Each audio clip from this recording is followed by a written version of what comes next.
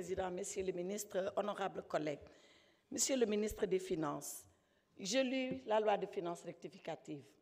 Pour moi, elle contient 3 curiosités sur lesquelles nous devons nous arrêter. La première curiosité, c'est que de mon point de vue, cette loi viole l'orthodoxie financière.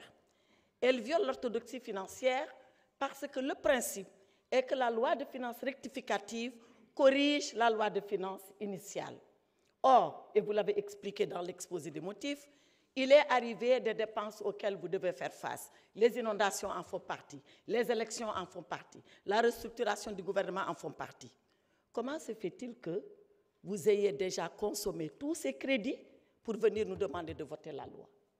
Il fallait d'abord voter la loi avant de les consommer les crédits, mais les élections sont derrière nous. Vous nous demandez de vous octroyer des crédits de 20 milliards que vous avez déjà dépensés pour les élections. Première violation de l'orthodoxie financière. Parce que c'est comme si un enfant venait prendre 10 000 francs de la poche de son papa, aller les dépenser entièrement et revenir dire à son père « j'ai besoin que vous me prêtez 10 000 francs », alors qu'il les a déjà pris. Voilà la première violation. Deuxième violation de l'orthodoxie financière. La loi de finances rectificative, de mon point de vue, et là aussi, vous l'avez expliqué, elle a été faite parce qu'il y a un resserrement des recettes, d'accord, une moins-value de 840 milliards, il y a un accroissement des dépenses, d'accord, un accroissement de 600 et quelques milliards, d'où un déficit de 1500 et quelques milliards.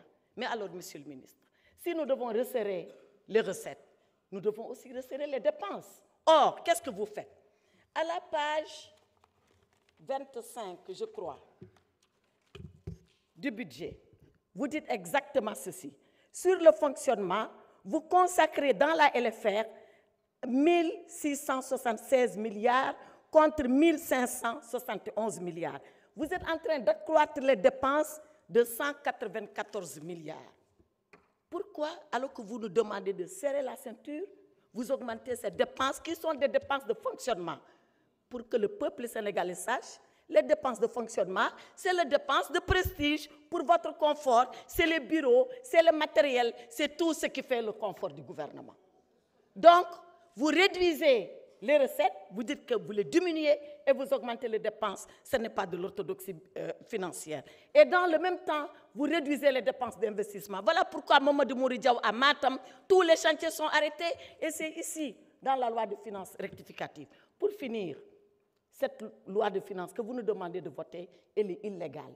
Elle est illégale parce que vous connaissez la loi organique qui encadre la loi de finances. Elle devait être présentée en cours d'exercice. Nous sommes à 4 jours ouvrés de l'exercice. 4 jours. La loi de finances, ce n'est pas avant l'exercice, ce n'est pas à la clôture de l'exercice, c'est pendant l'exercice. Et un député l'a dit ici, depuis que vous avez été mis en place 9 mois, pourquoi c'est seulement maintenant que vous présentez la loi de finances? En dehors des inondations, tous les autres facteurs, vous les aviez en main. Enfin, Monsieur le ministre des Finances, revoyez vos chiffres. Vous nous dites dans le cadrage budgétaire que le déficit, il sera à 3% 2027 pour être dans les critères de convergence de l'UEMOA. Dans le projet que j'ai là, dans le projet Sénégal 2050, il est dit que ce déficit sera à 3% dès l'année prochaine. Qui croire? Le projet ou le budget? Répondez à cela, je vous remercie. S'il vous plaît, merci beaucoup. La parole est à